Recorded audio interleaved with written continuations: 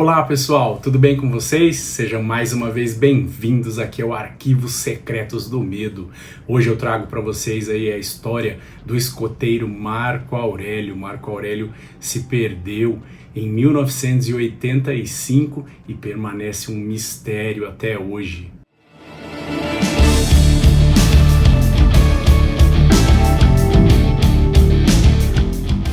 Marco Aurélio Bezerra Bozaja Simão. Ele se perdeu em 1985 do grupo que ele frequentava de escotismo no Pico dos Marins, região de Piquete, em São Paulo. O grupo resolveu aí fazer uma trilha por onde não era uma trilha usada por turistas, então o grupo foi seguindo essa trilha aí e um dos integrantes se machucou. Contrariando as regras do escotismo, o líder do grupo, ele pediu então para Marco Aurélio voltar para pedir ajuda e ele ficou com o restante do grupo. O líder do grupo de escoteiros, Juan Bernabeu Céspedes, então teve várias contradições no seu depoimento e ele fez o contrário, muitas coisas que dizem no manual do escoteiro. Isso levou Juan a ser o principal suspeito aí do desaparecimento de Marco Aurélio. Mas após várias buscas o caso foi encerrado e permanece um mistério. Já se passaram aí 30 anos e nada foi esclarecido sobre o desaparecimento de Marco Aurélio. Em 2021, foi trazido um drone da Alemanha que ele conseguia identificar ossadas humanas de uma longa distância. Então foram reabertas as buscas e a procura pelo corpo aí de Marco Aurélio, mas nada foi encontrado. Várias teorias na época foram levantadas também, a questão de ufologia, que Marco Aurélio teria sido abduzido por extraterrestres, e outras teorias também, mas não se chegou a nenhuma prova do que realmente aconteceu com ele. Agora vamos saber aí mais em detalhes essa história curiosíssima sobre o escoteiro Marco Aurélio.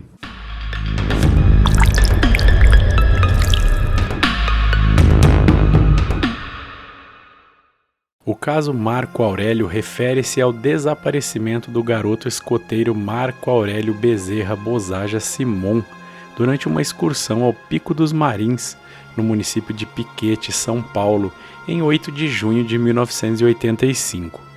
Para tentar encontrar o garoto foi posicionada uma das maiores equipes de buscas do Brasil. A revista Go Outside elegeu como um dos 10 maiores desaparecimentos do mundo, colocando em terceiro lugar. As investigações oficiais foram encerradas após o arquivamento do caso em 8 de abril de 1990. O caso foi desarquivado para estudo em 10 de março de 2005.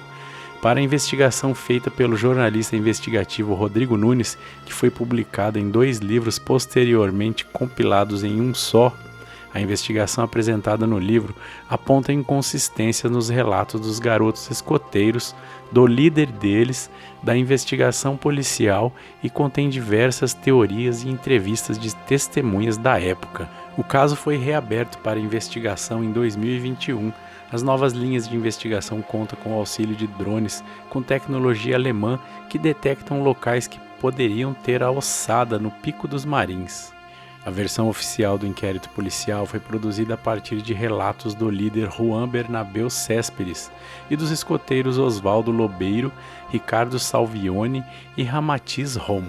Afonso Xavier, que era muito familiarizado com o local, cedeu um espaço para o grupo se acomodar, que fica na base do Pico dos Marins. Ao escalar o pico, um dos garotos, Oswaldo Lobeiro, teria dito que machucou o joelho. Juan Bernabeu Céspedes disse que permitiu que Marco Aurélio voltasse sozinho ao acampamento, descendo o Pico dos Marins e abrindo caminho na frente, marcando as pedras com giz o número 240, identificação do grupo de escoteiros olivetanos. 15 minutos depois da separação dos garotos, já não era possível ver Marco Aurélio descendo o Pico dos Marins em direção ao acampamento. Vindo após Marco Aurélio, o grupo identificou somente 3 marcas deixadas pelo garoto, que os levaram até uma bifurcação. Marco Aurélio teria escolhido seguir pelo lado esquerdo da bifurcação, mesmo tendo obstáculos que atrapalhariam a passagem do grupo com um membro machucado. O líder Juan teria contrariado a opinião dos garotos e foi pelo lado direito, direção oposta de Marco, afirmando que o caminho que se encontravam mais à frente, o que nada aconteceu. O líder Juan teria contrariado a opinião dos garotos e foi pelo lado direito, direção oposta de Marco, afirmando que os caminhos se encontravam mais à frente, o que não aconteceu. Na manhã do dia seguinte, Juan procurou Marco andando nas trilhas.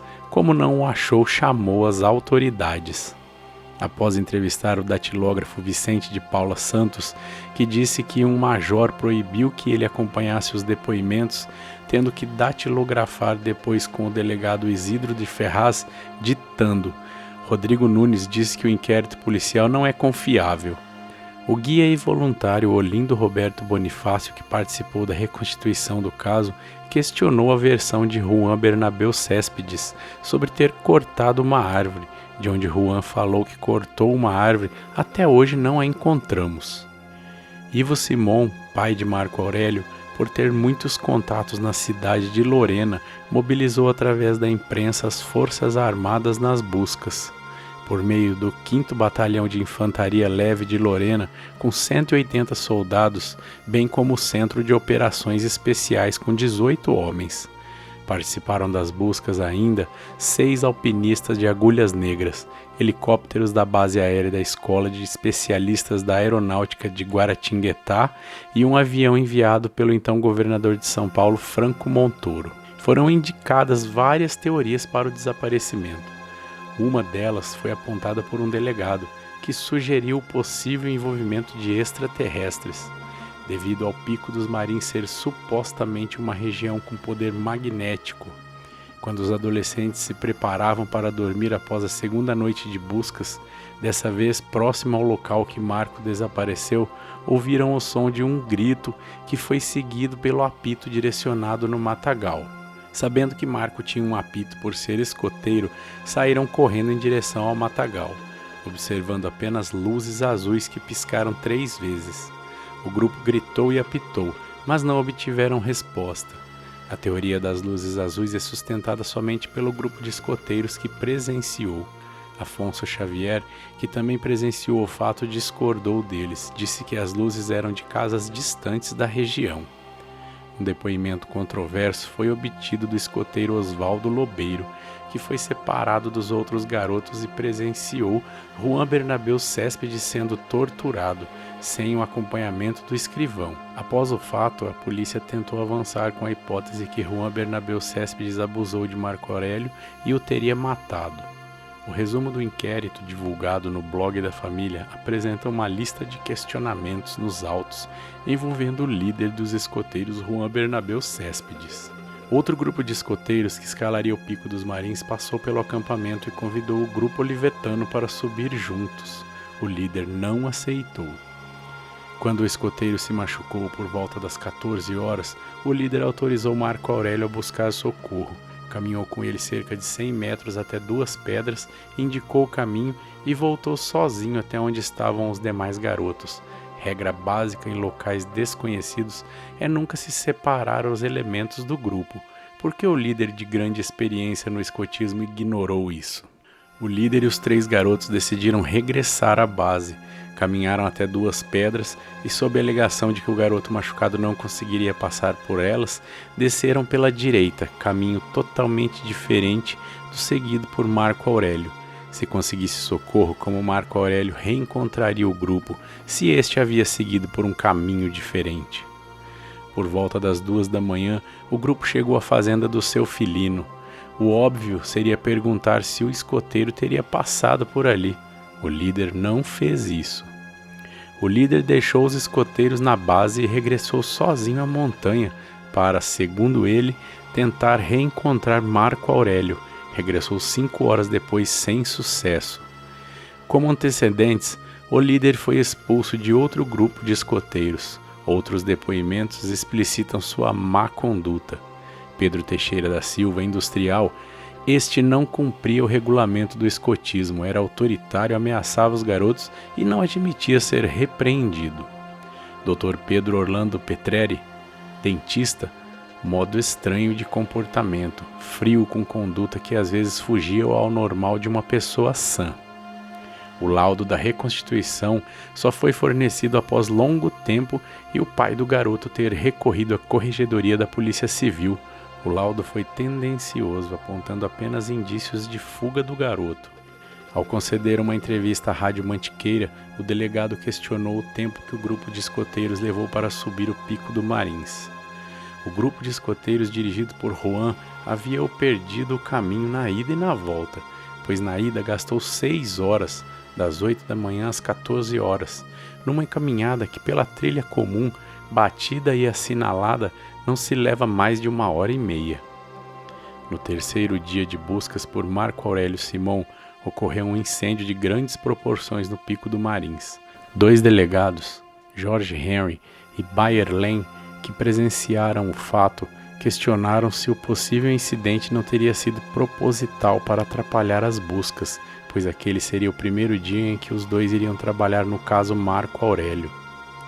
O guia Ronaldo Nunes questionou por qual motivo o tenente Fischer, do 5º Batalhão da Infantaria Leve de Lorena, ordenou que a Operação Pente Fino fosse feita em fila indiana.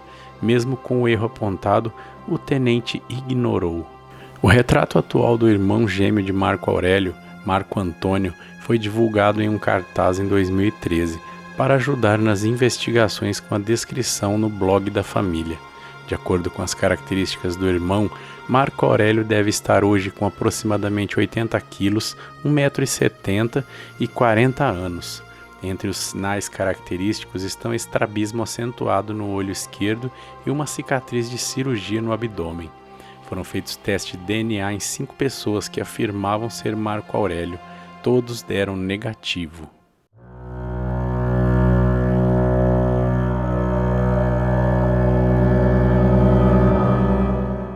É isso aí, pessoal, agradeço demais vocês estarem aí acompanhando até agora, beleza? Deixa o seu comentário aí, para mim é muito importante que a gente acompanhe aí o que vocês estão gostando, o que vocês não estão gostando, como que tá, beleza? Tenho recebido aí várias pessoas falando, podia melhorar aqui, podia melhorar tal coisa, isso é muito legal e é muito bem-vindo, tá bom? Então agradeço demais aí os comentários, quem acompanha, quem assiste aí até o final, isso é muito legal. E eu vou deixar aqui para vocês, acompanhe o caso de Eloá Cristina, ela foi sequestrada e o fim foi trágico.